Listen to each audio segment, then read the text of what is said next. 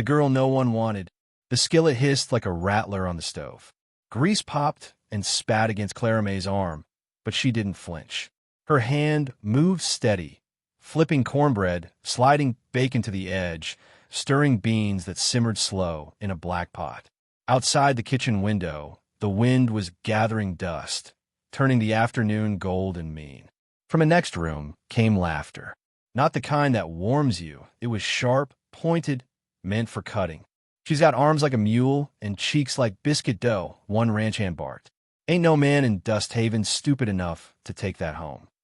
The men roared. Clara May kept stirring. Her face was calm, her eyes fixed on the bubbling beans, but the spoon in her hand trembled once. Only once. Then still again. The saloon's front doors slammed open bang. Wind rushed through, carrying the smell of rain and horse sweat. The laughter fell quiet. The piano man stopped mid-note. Boots crossed the floor, slow, heavy, unhurried. Whoever walked in didn't need to announce himself. He carried silence like a badge. From the kitchen, Clara could see him through the doorway. Tall, broad-shouldered, dust clinging to his coat, hat low over his face. Jonas Creed. Folks said he'd once owned half the cattle west of the ridge. Others said he'd lost it all the night his wife and boy were found dead in the creek. No one ever asked which story was true. The barkeep's voice cracked the hush. "Afternoon, Mr. Creed. Didn't expect you in town." Jonas said nothing, just placed a weather hand on the counter. Coins rang softly. "Whiskey," he said.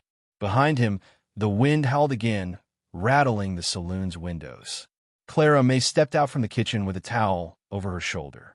Her apron was smeared with flour, her face flushed from heat. "You'll want food with that, Mr. Creed," she said, gentle but firm. "Whiskey don't fill a man's bones." The room stirred with quiet surprise. Few folks ever spoke to Jonas Creed uninvited. He looked up. His eyes were gray, cold as creek stone. "You cook it?" "Yes, sir." He took a slow sip, watching her over the rim of the glass. "I remember your father," he said finally. "Parker. Good man." Clara nodded. "He thought the same of you, till the day he died." The ranch hands at the corner exchanged looks, whispering like tumbleweeds caught in wind. Jonas set down his glass. "I owed him. Guess I still do." Clara folded her arms, chin lifting just a little.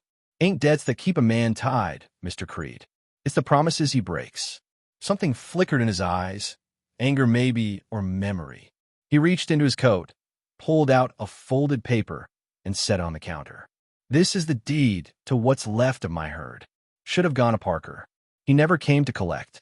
Clara stared at the paper, then at him. "My father's gone. There's no one left to collect." Jonas nodded slowly. "Then the debt dies with him." She wiped her hands on her apron. "No, sir. I'll take it." The men nearby snorted. One called out, "What you gonna do with the herd?" "Bake it a pie." Laughter again. Clara turned toward them, voice steady. "No one marries a fat girl, sir," she said, the words rolling through the saloon like a hammer hitting iron. "But I can cook." The laughter cut short. Even the wind seemed to still. She looked back at Jonas. "You need someone to keep your men fed. I need a roof that doesn't leak. Seems fair trade to me." Jonas's face didn't move. He studied her like a man measuring fence posts, quiet, exact. Then he said, "You'd leave town? If the work's honest." He nodded once, slow and deliberate. "You'll come to Creed Hollow tomorrow." The barkeep's jaw dropped. "Jonas, she's off errand to—" "Wasn't talking to you," Jonas said. His voice cut clean as a whip crack. He turned and walked out. The doors swung shut behind him with a groan, letting in one last rush of dust and silence. For a long moment, no one moved. Then the piano man coughed and started playing again, soft and uneasy. Clara stood still, eyes on the door. Her heart was thudding hard, but her face was calm. She picked up her towel and went back to the stove. Behind her, whispers began. "She's crazy. Marrying a ghost like Jonas Creed? She won't last a week." The storyteller's voice slid over their gossip like wind over the plains. And that's how it began. The tale of Clara May Parker, the girl no one wanted. Some said she followed a rancher to her ruin. Others said she followed her heart to legend. But all agreed on one thing. The day Jonas Creed walked into that saloon, Dusthaven held its breath and never breathed the same again. Outside, thunder rolled low over the horizon. A storm was coming, real and otherwise. Clara May finished her work, untied her apron, and stepped out into the dusty evening. The sky was bruised purple, lightning flickering far off. She could still smell Jonas Creed's whiskey in the air, mingling with rain and smoke. She didn't know if he'd meant what he said. Didn't know if come to Creed Hollow was a promise or a warning. But she knew this much: she'd been laughed at, pitted, and ignored her whole life. And for the first time, someone had looked her in the eye and seen her. She started walking home, boots crunching against the dry road. The wind picked up, tugging at her dress, swirling her hair around her face. Somewhere behind her, a shutter banged. Somewhere ahead, lightning flashed over the dark shape of the hills. And the storyteller whispered, low and knowing, "Some stories don't start with love or luck. They start with a woman who's had enough." The wind carried her scent of flour and cornbread across the empty town as she disappeared into the storm, toward Creed Hollow and whatever waited there. The bride of Creed Hollow. Rain hammered the tin roof like rifle fire. The wagon lurched forward, wheels biting into the mud, thunder chasing it up the ridge road toward Creed Hollow. Clara May gripped the seat's edge, soaked through, her hair plastered to her face. The mule snorted, pulling against the storm's wrath. Jonas Creed rode beside her, hat low, oilskin dripping. He hadn't said a word since they left Dusthaven at dawn. Lightning flashed, his face cut sharp in white light, then vanished back into shadow. The smell of wet earth and cedar filled the air. The ranch appeared suddenly through the sheets of rain. Fences splintered, a windmill creaking. The barn roof caved in on one side. Once it must have been grand. Now, it looked like a ghost trying to remember it was still alive. Jonas swung off his horse, boots sinking in the mud. "Stay put," he said. Clara ignored him and climbed down. Her skirt caught on the wagon wheel, tearing. She pulled free and followed him toward the porch. The front door groaned open, spilling a rush of cold air that smelled of dust and would smoke long gone out. Inside, the walls whispered in the wind. Jonas struck a match, lighting a lamp. The faint glow revealed a room lined with faded wallpaper, a chair half broken, a rifle leaning against the wall. "Kitchen's through there," he said. "Water pumps out back. Ain't much else." Clara took the lamp from his hand, her fingers brushing his. "Then we'll start with what we've got." He watched her for a heartbeat too long, then turned away. "Suit yourself." By morning, the storm had passed. The air smelled of wet sage and smoke. Clara was already outside, sleeves rolled, scrubbing soot off a cast-iron pan. Her hands were raw, her hair wild. A line of clean clothes flapped on a rope she'd strung between two posts. The ranch hands, 3 of them, watched her from the corral, muttering. "Boss bring her here to cook or to stay?" one asked. "Don't matter," another said. "She won't last long. Nobody does." She looked up. "If you're done jawing, there's wood to chop." The men stared, startled by her tone. One laughed, uneasy. "You giving orders now?" Clara wiped her hands. "Somebody's got to. Breakfast don't make itself." From the porch, Jonas watched the exchange, arms crossed. Something flickered at the corner of his mouth. Almost a smile, but not quite. Days passed slow and full of labor. The sound of her cooking filled the hollow. Spoons scraping iron, kettle whistling, knife tapping wood. She mended torn shirts, patched saddles, planted herbs in cracked pots by the window. Each night, she saw Jonas sit alone by the fire, staring at a small picture frame on the mantel. He never spoke of it, but she knew. One evening, she brought him coffee. "You don't sleep much," she said. He didn't look up. "Sleep's for men without ghosts." She set the cup down. "Ghosts like company too, sometimes." His eyes lifted, gray and tired. "You talk too much for a cook." "Maybe," she said softly, "but you eat every word I make." He looked away, and for the first time, she thought she saw a crack in the stone. 3 days later, a horse approached from the south trail. Dust clouded the horizon before the rider came into view, a man in a dark coat with a sheriff's badge glinting on his chest. Jonas stepped off the porch as Sheriff Doolin reined his horse. "Fine spread you got here," Doolin drawled, eyes sweeping the ranch. "Be a shame if something happened to it." Clara stood in the doorway, wiping her hands. The sheriff's gaze lingered on her, unkind. Jonas's jaw tightened. "Say what you came to say." Doolin smiled thinly. "Word is the McCready Cattle Company's expanding. They're offering protection to ranchers who know which way the wind blows. I'd hate for Creed Hollow to be left out." "Protection," Jonas repeated flatly. "Storms come quick out here," Doolin said, eyes glinting. "You wouldn't want to be alone when they do." Jonas stepped closer, voice low. "I've been alone a long time, Sheriff. Don't need company that smells like fear." Doolin chuckled, tugged his reins. "Suit yourself, but you want to keep your new bride close. Accidents tend to happen when folks don't cooperate." He tipped his hat toward Clara. "Ma'am." She didn't blink. "You forgot your manners, Sheriff. Folks knock before threatening in other people's homes." The sheriff's smile faltered for a moment before he spurred his horse and rode off. Jonas turned toward her. "You shouldn't have said that." She met his eyes. "Then you shouldn't have let him talk that way." Silence hung between them, hot, heavy, dangerous. Then he walked away, muttering, "You're going to get yourself killed, woman." That night, she couldn't sleep. Rain had started again, soft against the window. She stepped outside, wrapping a shawl around her shoulders. The moon hung low, pale against the clouds. Near the barn, she saw movement, Jonas, shovel in hand, digging beneath the oak tree. She watched in silence as he set a small wooden box into the earth, covered it, and pressed his hand flat against the mound. When he turned, she slipped back inside, heart hammering. The next morning, neither spoke of it, but something shifted between them, an unspoken truth humming under the air. Evenings turned gentler. She'd find him at the table, reading the same worn ledger. She'd hum as she cooked. Sometimes he'd listen. Once, she caught him tapping his fingers in time with her tune. One night, as they sat by the fire, she said quietly, "I used to dream of a bakery. Little place by the station, smell of cinnamon in the air." Folks said dreams like that were for pretty girls. Jonas looked up. The firelight caught the scar on his cheek. "Pretty's what you do," he said slowly, "not what you wear." The words settled between them like dust in sunlight. She didn't smile. Not right away, but her eyes softened. "That sounds like something a man might say when he's learning to live again." He stared into the fire, his voice rough. "Or one who's remembering how."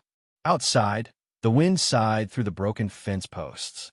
Somewhere far off, a coyote called. The storyteller's voice rose, quiet as a prayer. And so the ranch began to breathe again. Not from miracles, but from the sound of a woman's footsteps where silence had settled too long. Some say Creed Hollow was cursed. Others say it was saved by a fat girl who could cook. The fire crackled. Jonas poured her coffee. Neither of them said thank you. But they didn't need to. The fire and the truth. The first bullet shattered the lantern. Glass burst across the porch in a spray of fire and light. Clara may drop to the floorboards as the ranch yard exploded with gunfire, wild, echoing through the hollow like thunder in a canyon. "Jonas!" she shouted. He was already at the window, rifle in hand, eyes cold and clear in the dim glow. "Get down!" Another shot splintered the doorframe inches from her head. The smell of gunpowder mixed with smoke. Outside, the barn was burning, orange tongues licking skyward, feeding on the dry timber. Horses screamed in their stalls. Jonas fired once, twice. A man cried out, fell. Then silence, broken by the hiss of flame. Clara crawled to the window. In the flickering light, she saw riders circling. 4, maybe 5, faces hidden under wide hats, rifles glinting. On one of the horses, a dark coat flashed a silver badge. Her voice went hard. "The sheriff." Jonas didn't answer. His jaw was clenched, his breath shallow. He fired again, then staggered, clutching his side. Blood darkened his shirt. "Jonas!" He dropped the rifle and sank against the wall. "In the barn," he rasped. "Under the oak. There's proof. Don't let them." His words broke off in a cough. The fire's heat was reaching the house now, roaring like a beast. Clara grabbed the rifle, hands shaking. Smoke filled the room, stinging her eyes. Stay with me, she whispered. You hear me? He gave no answer. Another gunshot tore through the wall, grazing her shoulder. Pain flashed hot and sharp. She fell, teeth clenched, then forced herself up again. The storyteller's voice murmured low, steady, like a wind through ashes. They said she was too soft for this world, but even soft things burn. Clara stepped out onto the porch, rifle raised. The night was red with flame. Shadows moved between the firelight and smoke. Men shouting, horses bucking. Drop it, Missy, one of them called. Ain't no need to die for a dead man's land. She didn't lower the gun. You come any closer, she said, her voice steady now, and I'll show you what my father taught me. They laughed. She fired. The nearest rider spun off his horse, hit the dirt hard. Silence again, shocked, heavy. Then the others charged. Clara stepped into the yard, firing as she moved, each shot ringing clean. The old rifle kicked against her shoulder, but her aim held true. Another man dropped. The barn roof collapsed behind her with a scream of wood and flame. Sparks rained down, lighting the ground like stars. Through the smoke, she saw him, the sheriff, sitting tall in his saddle, a pistol aimed straight at her. Well now, he drawled, voice cutting through the chaos, the cook's got bite. He fired. The bullet tore past her ear. She ducked behind the well, breath ragged. His voice carried. You think you can save Creed Hollow, girl? It's been mine since the day I killed his family. Her stomach twisted. So it was true. She looked toward the oak, the place Jonas had told her. The mound of dirt gleamed wet from rain. The box. While Doolin reloaded, she ran. Boots pounding through mud, smoke stinging her throat. She dropped to her knees and clawed at the earth, nails breaking, hands bleeding. The box came free. She yanked it open. Inside, a bundle of letters, charred edges sealed with wax. Deeds, receipts, names, and a silver locket. Behind her, the sheriff's boots crunched closer. You really think that little box is going to save you? He said. She rose slowly, turning to face him. Her face was streaked with ash, her eyes glowing like embers. It'll save him, she said. And hang you. He laughed, cocking the hammer. You don't scare me, fat girl. Clara leveled the rifle. I don't need to. The shot cracked the night open. Doolin's hat flew back, and he crumpled into the mud. The echo rolled down the valley, like thunder fading into silence. For a long moment, there was nothing, just the fire's dying roar and the hiss of rain. Clara stood motionless, smoke curling around her. Then she dropped the rifle and sank to her knees beside Jonas. He was pale, barely breathing. Jonas, she whispered, pressing the locket into his hand. It's over. His eyes flickered open, unfocused. You did what I couldn't. She touched his face, her voice breaking. You're going to be fine. You hear me? But he was already slipping away. Outside, the last flames burned themselves out. The barn was gone, but the ranch still stood, blackened, scarred alive. The storyteller's voice rose once more, quiet but steady. They found her there come dawn, smoke in her hair, rifle in her lap, the sheriff dead at her feet. Some say she was crying. Others say she was praying. But all agreed, Clara May Parker didn't just cook for Creed Hollow. She fought for it. The wind shifted, carrying the first light of morning over the valley. She looked toward the horizon, where the sun rose red and raw behind the hills. Jonas's blood was still warm on her hands. The wooden box sat open beside her, its secrets spilled to the earth. Clara stood, swaying slightly, and turned toward the ranch. It wasn't much left to look at, smoke curling from the ruins, fences burned to ash, but it was still hers. She picked up the rifle, slung it over her shoulder, and started walking back to the house. Each step slow, sure unbroken. The storyteller whispered, low and final. Turns out the cook had iron in her veins and aim in her hands.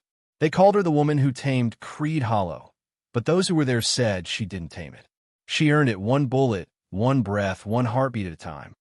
The wind died. The last ember went out, and the valley at last was quiet. The last answer. The air was still before dawn, the kind that makes even coyotes hold their breath. Inside the ranch house, the fire had long died, but the smell of gun oil and fresh bread lingered, a strange harmony of life and death waiting to choose its path. Mary stood by the window, her fingers pressed against the cold glass, eyes fixed on the horizon where a shadow of horsemen crept closer. She'd barely slept, not after Jacob's wound bled through his bandage, not after he whispered, "Don't let them take this place." Now she could see them, 4 men, maybe 5, riding slow, deliberate. Their leader rode at the front, a tall figure in a long duster coat, his hat tilted low. The sun began to rise behind them, turning them into dark silhouettes of vengeance. Behind her, Jacob stirred weakly from the bed. "They're here," he rasped. Mary didn't answer. She reached for the rifle leaning by the door. His rifle, polished and heavy. Her heart pounded so loud it drowned out the sound of boots on the porch. "Mary," Jacob croaked, trying to sit up. "Don't." But she was already walking out. The front door swung open with a slow creak. Dust swirled at her feet as she stepped onto the porch. The men reined in their horses. "Morning, missus," the leader said, voice low and cold. "We come for what's owed." Mary didn't flinch. "What's owed was paid, in blood," she said, her voice trembling but clear. The leader smirked. "That ranch hand of yours, he was worth less than the bullet that killed him. The deed ain't yours yet. Belongs to Mr. Lowell, and he wants it now." Jacob had told her about Lowell, the banker who lent to dying men and took from widows. He'd sent these men before, but now it was just her. Mary's finger brushed the trigger guard. "Tell Lowell this land's not for sale. Not today. Not ever." A rough laugh rippled through the group. "You got fight, lady," one said, spitting into the dirt. "Shame you ain't got the weight to back it." Mary's eyes hardened. "You sure about that?" The first shot cracked like thunder. The man who laughed slumped from his horse before the echo even died. The others scattered, ducking for cover behind the water trough and corral posts. The leader drew his revolver, eyes burning with rage. Mary darted inside, slammed the door, and dropped to the floor as bullets splintered the wood around her. She crawled toward the table, reloading fast, breath ragged. Her body shook, not from fear, but from something sharper, something righteous. Jacob's voice came weak from the other room. "Mary, get out back, take the canyon trail." She didn't move. She aimed through the crack between the shutters and fired again. A scream followed. Jacob tried to rise, but his body wouldn't obey. "Mary, please." Outside, the leader barked orders. "Burn it down if you have to." A bottle of kerosene shattered against the porch post. Fire licked up the beam, hungry and fast. Mary turned, the flames reflecting in her wide, terrified eyes. But behind the fear, there was fury, not just for her husband, not just for herself, but for every woman the world had told was less. She grabbed the bucket beside the hearth, doused the doorway, and ran through the smoke, rifle in hand. Her dress caught on a nail and tore, revealing soot-streaked skin, but she kept moving. The leader saw her emerge through the haze. He raised his gun, but she was faster. The shot echoed across the valley. His hat flew off, and he fell backward into the dust. The others froze. One dropped his weapon and ran. Another tried to aim but found her eyes first, steady, cold, unblinking.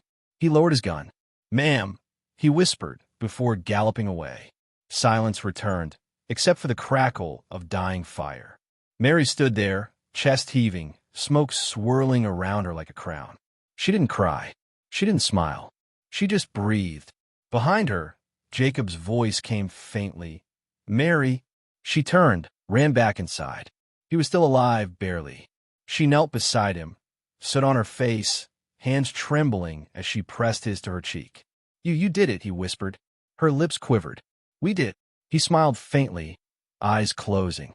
"Yes. I was wrong about you needing a rancher to save you."